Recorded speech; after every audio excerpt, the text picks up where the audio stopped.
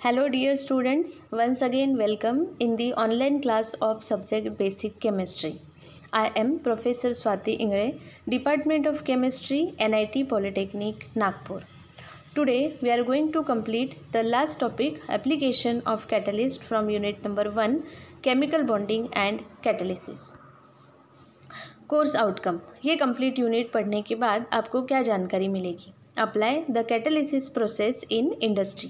अलग अलग इंडस्ट्री में प्रोडक्शन बढ़ाने के लिए कैटालिसिस का प्रोसेस किस तरह से यूज़ किया जाता है उसकी डिटेल में जानकारी आपको मिलने वाली है। लर्निंग आउटकम्स, आज का ये वीडियो देखने के बाद आपको कौन सी चीज़ें समझ में आएंगी? Student will be able to understand the catalytic promoter and catalytic inhibitor. एक छोटा सा टॉपिक है कैटालिटिक प्रमोटर और कैटालिटिक इनहिबिटर, उसके बारे में हम जानकारी लेंगे। Understand the industrial applications of catalyst, अलग अलग इंडस्ट्री में कौन से कैटालिस्ट कौन से प्रोसेस के लिए यूज़ किए जाते हैं उसकी जानकारी भी आज आपको मिलने वाली है। देन आज का हमारा टॉपिक शुरू करने से पहले हम हमारे प्रीवियस टॉपिक का एक छोटा सा क्विक रिवीजन जो है वो कर लेते हैं। तो लास्ट वीडियो में हमने पढ़ा कैटलिस्ट का डेफिनेशन और उसके type, that is positive catalyst and negative catalyst. जिससे रिएक्शन की स्पीड बढ़ती है उसे कहते हैं पॉजिटिव कैटलिस्ट, और जिस कैटलिस्ट से रिएक्शन की स्पीड घटती है उसे कहते हैं negative catalyst. Then catalysis and state its type, means हमने कैटालिसिस का प्रोसेस पढ़ा और उसके हमने टाइप्स भी पढ़े। तो कैटालिसिस प्रोसेस के दो टाइप्स होते हैं, एक होता है होमोजीनियस कैटालिसिस और एक होता है हेट्रोजीनियस कैटालिसिस। होमोजीनियस कैटालिसिस का मीनिंग होता है जिसमें रिएक्टेंट और कैटालिस्ट दोनों सेम फेज में होते हैं, इसलिए उसको होमो कहा जाता है। और जिस कैटालिसिस प्रोसेस में रिएक्टेंट और जो हमारा कैटालिस्ट है वो डिफरेंट फेज में होते हैं उसे कहते हैं heterogeneous catalysis. Then auto catalyst with its example, हमने एक स्पेशल टाइप का कैटलिस्ट पढ़ा, ऑटो कैटलिस्ट, जो हम रिएक्शन में खुद से ऐड नहीं करते, एक प्रोडक्ट ही ऐसा बनता है जिसके बनने के बाद रिएक्शन की स्पीड अपने आप बढ़ जाती है, उसे कहा जाता है ऑटो कैटलिस्ट। देन आज का हमारा टॉपिक हम स्टार्ट करते हैं। हमने ये पढ़ा है कि किसी भी केमिकल रिएक्शन में जो है वो जो चीज़ें आपस में रिएक्ट करती है उनको हम रिएक्टेंट कहते हैं, और जो उसमें बनता है उसे हम क्या कहते हैं? प्रोडक्ट कहते हैं। लेकिन इस टॉपिक में, इस चैप्टर में हमने कैटलिस्ट का कंसेप्ट पढ़ा है कि रिएक्टेंट से प्रोडक्ट बनने की प्रोसेस में असिस्ट करने का काम कौन कर सकता है? कैटलिस्ट। कैटलिस्ट या तो रिएक्शन की स्पीड को बढ़ा सकता है या फिर रिएक्शन की स्पीड को घटा भी सकता है। तो यहाँ पे हमें आज के टॉपिक में कौन सी चीज़ पढ़नी है? तो हम आज पढ़ने वाले हैं catalytic promoter and catalytic inhibitor. ये ऐसे कंसेप्ट है कि ये कैटालिटिक प्रमोटर और कैटालिटिक इनहिबिटर किसे मदद करते हैं? कैटालिस्ट को, मतलब कैटालिस्ट रिएक्शन को मदद कर रहा है स्पीड बढ़ने में या घटने में, और कैटालिस्ट को कौन मदद करता है? कैटालिटिक प्रमोटर और कैटालिटिक इनहिबिटर। जब हम इसका डेफिनेशन और उसके स्पेसिफिकेशन पढ़ेंगे तो आपको ये चीज़ अच्छे से समझ में आएगी। तो पहले हम पढ़ते हैं कैटालिटिक प्रमोटर। प्रमोटर नाम से ही पता चल रहा है जो कुछ ना कुछ प्रमोट करेगा। और कैटालिटिक इनहिबिटर, तो इनहिबिटर वर्ड का मीनिंग होता है रोकना, मतलब वो कुछ तो भी रोकेगा। तो वो हम डेफिनेशन से समझते हैं। कैटालिटिक प्रमोटर की डेफिनेशन है the substance which promotes the catalytic activity is called as catalytic promoter. ऐसा सब्सटेंस जो कैटालिस्ट की एक्टिविटी को प्रमोट करता है उसको बोलता है भाई तू अच्छे से काम कर रहा है और अच्छे से काम कर, और उसकी एक्टिविटी को बढ़ाता है। तो ऐसे सब्सटेंस को हम क्या कहते हैं? Catalytic promoter. ठीक है, तो इसका एग्जाम्पल क्या है? एक प्रोसेस होती है जिसको कहते हैं हाइड्रोजनेशन ऑफ ऑयल। क्या कहते हैं? Hydrogenation of oil. ये ऐसी प्रोसेस है जिसमें ऑयल से बनता है डालडा। डालडा सबको पता है, हमारे घर में हम ऑयल भी यूज़ करते हैं, डालडा भी यूज़ करते हैं। तो ये जो डालडा होता है ये ऑयल से ही बनता है, और जिस प्रोसेस से बनता है उसको कहते हैं हाइड्रोजनेशन ऑफ ऑयल। अब ये प्रोसेस जो है वो एक नॉर्मल स्पीड से चलती रहती है, लेकिन जब हम उसमें कौन सा कैटलिस्ट ऐड करते हैं? निकल कैटलिस्ट, तो रिएक्शन की स्पीड क्या हो जाती है? बढ़ जाती है। लेकिन ये जो निकल कैटलिस्ट काम करता है तो काम करते करते करते करते थोड़ा उसकी एक्टिविटी जो है वो स्लो हो जाती है। तो अब हम उस रिएक्शन में क्या ऐड करते हैं? टेल्यूरियम। क्या ऐड करते हैं? टेलुरियम। तो जैसे ही हम ये रिएक्शन में ये टेलुरियम ऐड करते हैं, जो निकल कैटलिस्ट थोड़ा सा कम काम कर रहा था उसकी एक्टिविटी एकदम से क्या हो जाती है, बढ़ जाती है, मतलब प्रमोट हो जाती है। तो this tellurium is acting as a catalytic promoter. जो कैटलिस्ट को बोलते रहता है कि करते रहो अपना काम और अच्छे से करो, उसे कहते हैं कैटेलिटिक प्रमोटर। अब हम देखेंगे what is mean by catalytic inhibitor. तो डेफिनेशन बिल्कुल उसका उल्टा रहेगा, ये प्रमोट कर रहा है तो ये क्या करेगा, इनहिबिट मतलब रोकेगा। The substance which inhibits the catalytic activity is called as catalytic inhibitor. जो कैटलिस्ट की एक्टिविटी को क्या करता है, इनहिबिट करता है, कम करता है, उसे कहेंगे हम कैटेलिटिक इनहिबिटर। इसका एग्जाम्पल क्या है, ऑक्सीडेशन ऑफ SO2। ये एग्जाम्पल हमने इसके पहले भी देखा हुआ है। ऑक्सीडेशन मतलब उसमें हमें ऑक्सीजन की एडिशन करनी है। तो SO2 का जब हम ऑक्सीडेशन करते हैं ऑक्सीजन डाल के, तो प्रोडक्ट हमें मिलता है SO3, that is sulphur try oxide. ये रिएक्शन जो है उसके लिए हम उसमें कैटलिस्ट ऐड करते हैं प्लैटिनम ब्लैक। कौन सा कैटलिस्ट ऐड करते हैं, प्लैटिनम ब्लैक। लेकिन ये प्लैटिनम ब्लैक इतना ज़्यादा एक्टिव होता है कि वो रिएक्शन की स्पीड को बहुत ही ज़्यादा क्या कर देता है, बढ़ा देता है। अब इतनी बढ़ी हुई स्पीड भी हमको नहीं चाहिए, तो ऐसे कंडीशन में हम उसमें क्या ऐड करते हैं, AS2O3 आर्सेनिक ऑक्साइड। AS2O3 का मीनिंग होता है आर्सेनिक ऑक्साइड। जैसे ही हम रिएक्शन में आर्सेनिक ऑक्साइड डालते हैं, वो इस प्लैटिनम ब्लैक को बोलता है भाई तू बहुत ही फास्ट काम कर रहा है, थोड़ा सा धीरे काम कर, ठीक है। मतलब उसकी एक्टिविटी को वो क्या करता है, इनहिबिट करता है, थोड़ा सा कम करता है। तो ये आर्सेनिक ऑक्साइड जो है इसे हम कहते हैं कैटेलिटिक इनहिबिटर। आई होप कि आपको अभी ये चीज़ एग्जाम्पल के माध्यम से अच्छे से समझ में आई है। फिर भी मैं आपको एक लास्ट कंसेप्ट बता देती हूँ कि कैटेलिटिक प्रमोटर कैसे काम करता है और कैटेलिटिक इनहिबिटर कैसे काम करता है। तो कैटेलिटिक प्रमोटर जो है वो कैटलिस्ट को बोलता है कि तू और आगे बढ़ और अच्छे से काम कर, मतलब उसकी एक्टिविटी को प्रमोट करता है। जैसे कि यहाँ पे एक हाथ दूसरे हाथ को लिफ्ट कर रहा है, मतलब उसकी एक्टिविटी को बढ़ा रहा है। लेकिन कैटेलिटिक इनहिबिटर जो है, वो कैटेलिटिक इनहिबिटर क्या कर रहा है, जो बहुत ही ज़्यादा फास्ट काम कर रहा है, ठीक है, बहुत ही स्पीड से काम कर रहा है, उसको बोलते हैं रुको, थोड़ा सा धीरे धीरे काम करो, ठीक है। तो इसको कहते हैं कैटेलिटिक इनहिबिटर, ठीक है। अब हम हमारे मेन टॉपिक के ऊपर बढ़ते हैं, that is industrial applications of catalyst, कि कैटलिस्ट को हम इंडस्ट्रीज़ में कैसे प्रोडक्शन बढ़ाने के लिए यूज़ करते हैं। तो हमारा जो पहला एप्लीकेशन है वो है हाइड्रोजनेशन ऑफ ऑयल। अभी हमने ये एग्जांपल पढ़ा था, तो मैंने आपको बताया था कि हाइड्रोजनेशन ऑफ ऑयल ये ऐसी प्रोसेस है जिसमें ऑयल से क्या बनता है, वनस्पति घी, जिसको हम हमारे डे टू डे लाइफ की जनरल लैंग्वेज में बोलते हैं डालडा। तो ये जो ऑयल है, इससे वनस्पति घी बनाने की प्रोसेस को और ज़्यादा अच्छा करने के लिए हम उसमें कौन सा कैटलिस्ट ऐड करते हैं, निकल कैटलिस्ट। ये सारे कैटलिस्ट के नाम और ये प्रोसेस आपको याद रखनी है, क्योंकि इसके ऊपर MCQs टाइप के क्वेश्चन जो है वो आते हैं।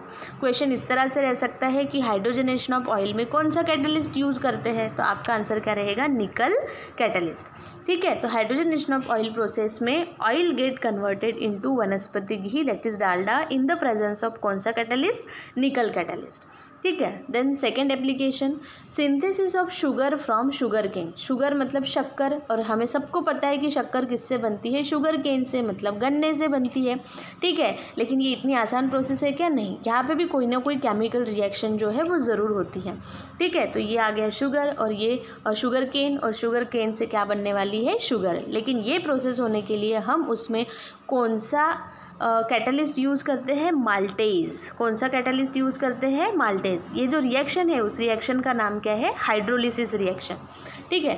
अब ये जो हमने यहाँ पे शुगर केन बोला है, शुगर केन बोला है, उसका एक्चुअल में नाम जो होता है वो होता है शुक्रोज, और उसका फॉर्मूला है C12H22O11। इसका हम करने वाले हैं हाइड्रोलिसिस मतलब हमें उसमें वाटर डाल के उसको हीट करना है, ठीक है। तो हाइड्रोलिसिस प्रोसेस होने के बाद ये जो शुक्रोज है, this gate converted into glucose, और ग्लूकोज का केमिकल फॉर्मूला है C6H12O6। तो इस तरह से हम गन्ने से क्या बना सकते हैं, शुगर बना सकते हैं। और हमारे प्रोडक्शन का रेट बढ़ाने के लिए हम उसमें कौन सा कैटलिस्ट ऐड करते हैं, माल्टेज। कौन सा कैटलिस्ट ऐड करते हैं, माल्टेज। देन आगे बढ़ते हैं, तीसरा एप्लीकेशन ऐसा है कि सिंथेसिस ऑफ इथेनॉल का मतलब होता है एथिल अल्कोहल, ठीक है। आप सबको समझ में आ गया होगा कि अल्कोहल बनाने की ये जो प्रोसेस है उसके लिए भी हम क्या यूज़ कर सकते हैं, कैटलिस्ट यूज़ कर सकते हैं। अब आप सबको ये भी पता होगा कि अल्कोहल जो है वो बनता है फ्रूट से। अब अच्छे फ्रूट से बनता है क्या? नहीं। ये जो प्रोसेस है इसको कहते हैं फर्मेंटेशन की प्रोसेस।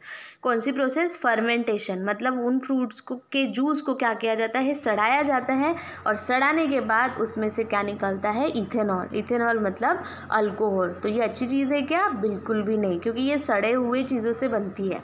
ठीक है, तो वो सारी चीज़ें हम अपार्ट रखते हैं और हमारे मेन टॉपिक पे आते हैं कि फ्रूट्स जो है उसमें क्या प्रेजेंट होता है। फ्रूट्स में शुगर होती है, शुगर का ही मतलब होता है ग्लूकोज, और ग्लूकोज का केमिकल फार्मूला है C6H12O6।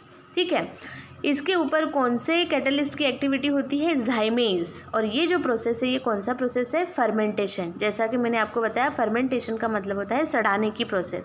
तो कुछ दिनों तक उसको जब सड़ाया जाता है तो उससे क्या बनता है? इथेनॉल। इथेनॉल का फार्मूला है C2H5OH। सॉरी, यहाँ पे बाय मिस्टेक 15 हो गया है, लेकिन वहाँ पे 5 होना चाहिए। C2H5OH। आप लोगों को ये करेक्शन कर लेना है। C2H5OH that is ethyl alcohol. ठीक है, देन नेक्स्ट जो एप्लीकेशन है वो है synthesis of sulphuric acid by contact process. ये जो अभी मैं आपको 3 एप्लीकेशन बताने वाली हूँ ये आपको अच्छे से याद रखना है कि हम क्या बना रहे हैं और कौन से प्रोसेस से बना रहे हैं। तो ये एप्लीकेशन में हम कौन सी चीज़ मैन्युफैक्चर कर रहे हैं? Sulphuric acid. सल्फ्यूरिक एसिड जो है वो केमिस्ट्री लेबॉर्ट्री में अवेलेबल होता है अलग अलग टेस्ट करने के लिए, और अलग अलग इंडस्ट्रीज़ में ही सल्फ्यूरिक एसिड जो है वो लगता है। और ये सल्फ्यूरिक एसिड जिस प्रोसेस से बनाया जाता है उस प्रोसेस का नाम है कॉन्टैक्ट प्रोसेस। अलग अलग मेथड्स होती है, लेकिन हमें कौन सी मेथड पढ़ना है? Contact process. अब कॉन्टैक्ट प्रोसेस जो है it is a 2 step process. इसमें 2 स्टेप होती है, तो कौन सी वो हम देखते हैं। ठीक है, तो स्टेप नंबर 1 ऐसी है कि SO2 होता है और उसका हमको ऑक्सीडेशन करना है। तो ये हमें पता है कि SO2 का ऑक्सीडेशन करने के लिए हमें उसमें ऑक्सीजन ऐड करना पड़ेगा, और यहाँ पे हम कैटलिस्ट ऐड करते हैं प्लेटिनम ब्लैक, जिसकी वजह से हमें प्रोडक्ट मिलता है SO3। SO3 मतलब सल्फर ट्राई ऑक्साइड।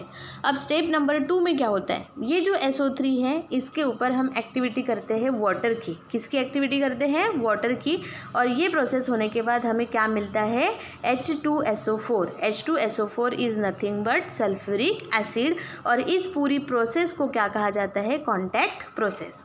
SO2 में O2 डाला in presence of platinum black, तो SO3 मिला। SO3 में वाटर ऐड किया, it get converted into sulphuric acid. ठीक है, देन अब नेक्स्ट जो है वो है synthesis of ammonia bye Haber's process. तो यहाँ पे हम कौन सी गैस बनाने वाले हैं? अमोनिया। और कौन से प्रोसेस से बनाने वाले हैं? Haber's process. इसके पहले हमने क्या पढ़ा? Synthesis of sulphuric acid by contact process.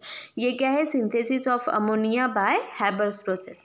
तो यहाँ पे हमें जो रिएक्टेंट है वो लगने वाले हैं H2 और N2, hydrogen gas and nitrogen gas. और ये जब दोनों एक दूसरे के साथ हैबर्स प्रोसेस में रिएक्शन करते हैं तो कौन सा प्रोडक्ट मिलता है? NH3। NH3 is nothing but ammonia. लेकिन ये अमोनिया का प्रोडक्शन बढ़ाने के लिए हम उसमें कौन सा कैटलिस्ट ऐड करते हैं? Fe2O3। ठीक है, तो Fe2O3 यहाँ पे किसका काम कर रहा है? कैटलिस्ट का काम कर रहा है। Fe2O3 मतलब iron oxide. Then last example synthesis of chlorine gas by Deacon process. यहाँ पे हम क्या सिंथेसिस कर रहे हैं? Chlorine gas. और क्लोरीन गैस बनाने के लिए जो प्रोसेस यूज़ होती है उसे कहते हैं डेक्कन्स प्रोसेस।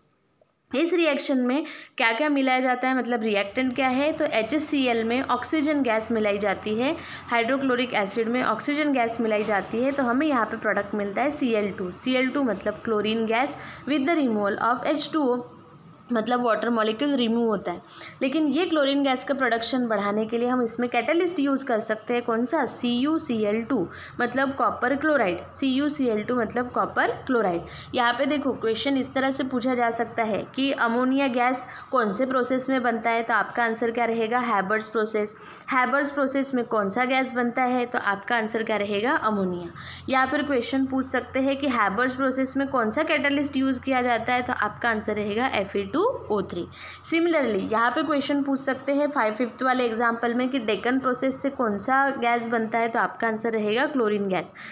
नेक्स्ट क्वेश्चन पूछा जा सकता है क्लोरीन गैस कौन से प्रोसेस में बनता है, तो आपका आंसर रहेगा डेक्कन प्रोसेस। देन ऐसे भी पूछ सकते हैं कि डेक्कन प्रोसेस में कौन सा कैटलिस्ट यूज़ किया जाता है, तो आपका आंसर रहेगा CuCl2। तो ऑब्जेक्टिव टाइप में तो कैसे भी टाइप के क्वेश्चन पूछे जा सकते हैं। तो आपको अगर वीडियो समझ में आया है, कंसेप्ट समझ में आया, तो आप डेफिनेटली उसका आंसर जो है वो कर सकते हैं। तो डियर स्टूडेंट, अब हम देखते हैं समरी कि आज आपने क्या सीखा। Understand the catalytic promoter and catalytic inhibitor. Catalyst की एक्टिविटी को बढ़ाने वाला कैटालिटिक प्रमोटर और उसकी एक्टिविटी को डिक्रीज करने वाला catalytic inhibitor. Then understand the industrial application of catalyst. हमने टोटल 6 एप्लीकेशंस जो है वो यहाँ पे पढ़े हैं। हाइड्रोजनेशन ऑफ ऑयल, मतलब ऑयल से डालडा बनाने की प्रोसेस। उसके बाद synthesis of sugar from sugarcane, शक्कर बनाने की process. Then synthesis of alcohol from the fruit juice, मतलब ग्लूकोज से अल्कोहल, इथिल अल्कोहल बनाने की प्रोसेस में कौन सा कैटालिस्ट यूज़ होता है। और उसके बाद हमने 3 प्रोसेस और पढ़े, सल्फ्यूरिक एसिड बनाने के लिए कॉन्टैक्ट प्रोसेस, अमोनिया गैस बनाने के लिए हैबर्स प्रोसेस और क्लोरीन गैस बनाने के लिए डेक्कन प्रोसेस। देन आज आपको कैटालिस्ट का जो भी इंडस्ट्रियल एप्लीकेशन होता है वो किस तरह से है उसके बारे में बेसिक नॉलेज मिला। आप ये जानकारी जो है वो एक दूसरे के साथ शेयर कर सकते हैं, एक दूसरे को बता सकते हैं, मतलब कम्युनिकेशन, ये वाला PO भी सेटिस्फाई होता है। और ये चीज़ आपको हमेशा याद रहने वाली है, तो आपको लाइफ लॉन्ग लर्निंग भी यहाँ पे मिला हुआ है। देन असाइनमेंट की बारी। तो असाइनमेंट हमारा आसान सा असाइनमेंट है। Define the catalytic promoter and catalytic inhibitor with example. आपको उनकी डेफिनेशन बतानी है और उसका एग्जाम्पल जो है वो आपको लिखना है। Then state the industrial application of catalyst with example. आपको जो मैंने 6 एप्लीकेशंस पढ़ाई है वो 1 बाय 1 आपको लिखना है। हमारा जो नेक्स्ट टॉपिक रहेगा वो रहेगा हमारा नेक्स्ट यूनिट। ये यूनिट हमारे यहाँ पे कंप्लीट हो जाता है। तो नेक्स्ट यूनिट हमारा रहेगा इलेक्ट्रोकेमिस्ट्री, जिसमें हम कुछ बेसिक कंसेप्ट जो है वो पढ़ेंगे। So dear students, don't worry, be happy, keep learning, happy learning. Thank you very much.